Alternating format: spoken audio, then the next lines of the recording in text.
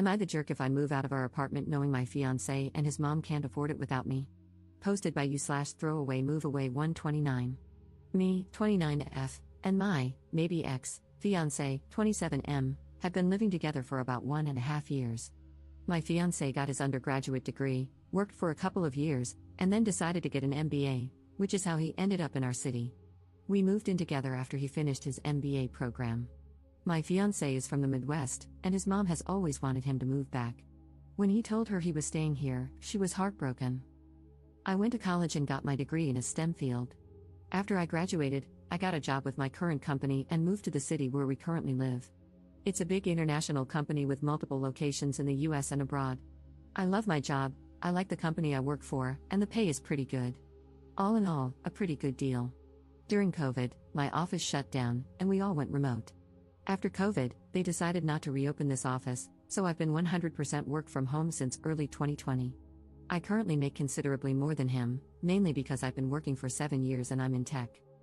I had been living by myself in a 1-bedroom apartment and had my office set up in the living room since it was just me. When we moved in together, we decided to get a 2-bedroom apartment so I could use the extra room as an office. Because of this, I was paying 2/3 of the rent, and he paid 1/3. We split everything else 50-50. The problem started this past May. My fiancé's mom told him she wanted to move to our city to be closer to him. She asked if she could stay with us while she looked for a job and got settled. She's a teacher, so she figured she'd be able to get a teaching job pretty quickly. Because of that, I didn't really mind her staying with us, as I figured it would just be for a couple of months over the summer. Since I thought it would only be for a short time, I moved my office into a corner of our bedroom, and my fiancé bought a bed to put in the second bedroom. The problem is she never applied for any teaching positions and has been living with us for 6 months now. She and I have really been struggling with each other since she moved in. I can't make her understand that I work full-time. She constantly interrupts me while I'm working, which is bad enough, but she even interrupts when I'm on Teams calls.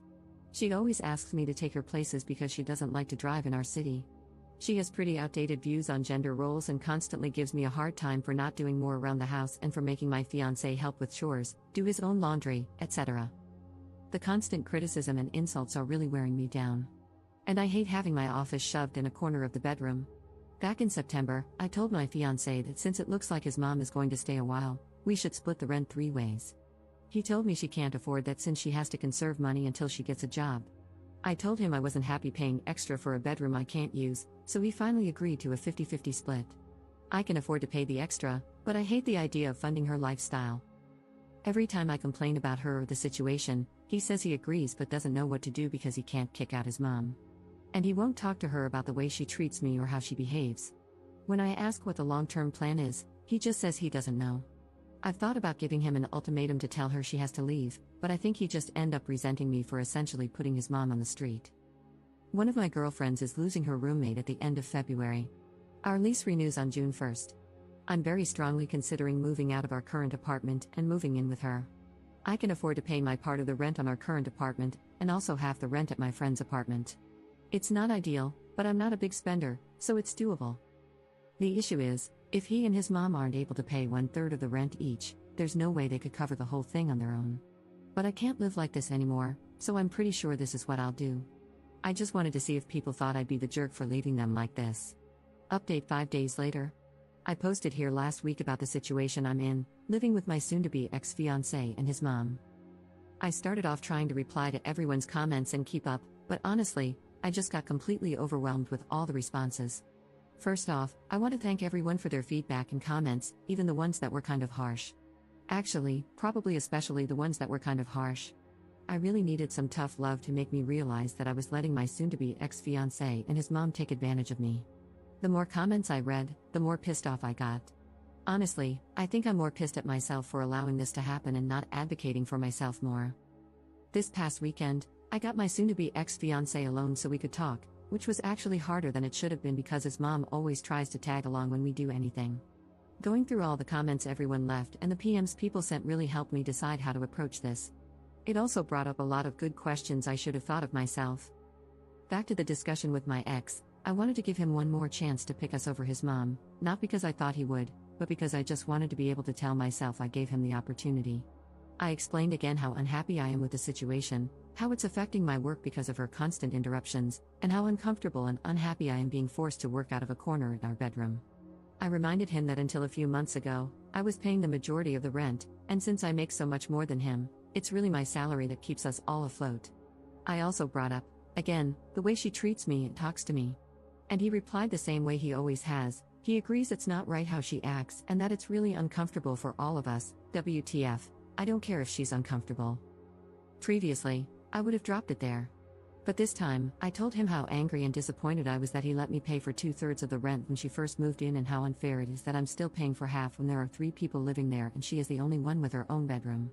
His response was the same: she has to conserve money since she doesn't have any income currently.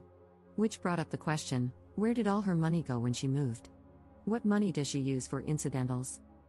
Evidently, when she got divorced, she asked for the divorce after my ex went off to college. It doesn't sound like her husband/ex's dad wanted the divorce. His dad bought her out of the equity in their house.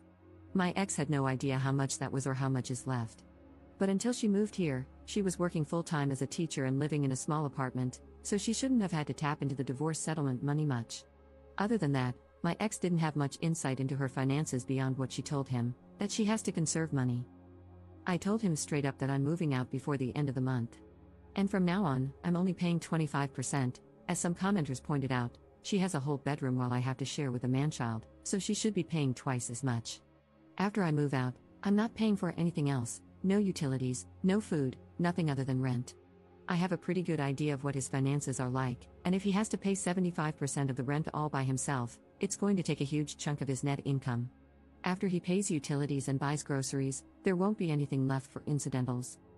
Rent was due on the 1st, but it's not late until after the 5th, so he has 2 days to come up with the money. If he doesn't and I end up covering it, I'll reduce the amount I pay in future months. The only reason I'm going to keep paying any of the rent is that even after I move out, I'm still on the hook. I talked to the leasing office, and they explained that since my ex and I signed a single rental agreement together, i.e., one contract we both signed rather than 2 separate contracts, we are both responsible for the rent. They don't care who actually pays, as long as it gets paid. The only alternative would be if he agrees to sign a new lease by himself, or together with his mom. But in all likelihood, he wouldn't be able to pass the credit check on his own, so I'm kind of stuck. I don't think he'll do anything stupid, though, because he's going to need to find somewhere to live after this, and a collection on his credit report wouldn't be good. I also told him that I'm going to find someplace else to work during the day until I move so she can't bother me. My friend, whom I'm moving in with, said I could work at her place during the day since she and her current roommate have in-person 9 to 5s. I took her up on that for now. After living with his mom, I'm not about to overstay my welcome, so I'm going to find some other options to rotate through. Someone suggested checking out the public library, or if it comes to it, I'll get a membership at one of those WeWork type places. Just in case, I brought my important papers, files, and valuables, and my friend is storing them for me until I move in. He really didn't take it well. The surprising thing to me is that he was actually shocked by everything. He seemed genuinely surprised that I wasn't prioritizing his mom. I really got the feeling that he sincerely believed I wanted to take care of her as much as him. He kept saying stuff like, "What about my mom? What am I going to tell her? That's just how she is, but we still need to help her," etc. He asked about our relationship and the engagement. I told him that after I move out, I need some space from him. In a few months, once we've both had time and space to process what happened, if we both agree, we can talk about the relationship. But he'd have to prove that he's going to have my back going forward and will set boundaries with his mom. I told him that just to avoid more drama, but I don't see a future where we're together. I told him he needs to tell his mom because she's not my responsibility or problem, and she'll know something's up when I start moving my stuff out. He hasn't told her what's going on yet, but this weekend, I'm going to start moving things, so he doesn't have much time. My friend's current roommate starts a new job in another state on the 3rd, so realistically, I can probably move in 2 to 3 weeks, depending on when she actually leaves. I don't expect him to do anything bad, other than sulk and complain, but if he does do something stupid or doesn't pay his part of the rent, the ace up my sleeve is that I'll tell the leasing office his mom moved in, which is prohibited in the lease. Honestly, getting evicted would solve a lot of my problems right now, so it's a pretty valid threat, I think. Now that I've mentally and emotionally separated myself from him and his mom, I'm actually looking forward to her reaction when he tells her what's going on. If it gets too ugly, I'll find a cheap Airbnb or hotel or something. I've had some friends, including the one I'm moving in with, offer to let me couch surf for a few weeks, but I just can't do that to someone else. So, that's it.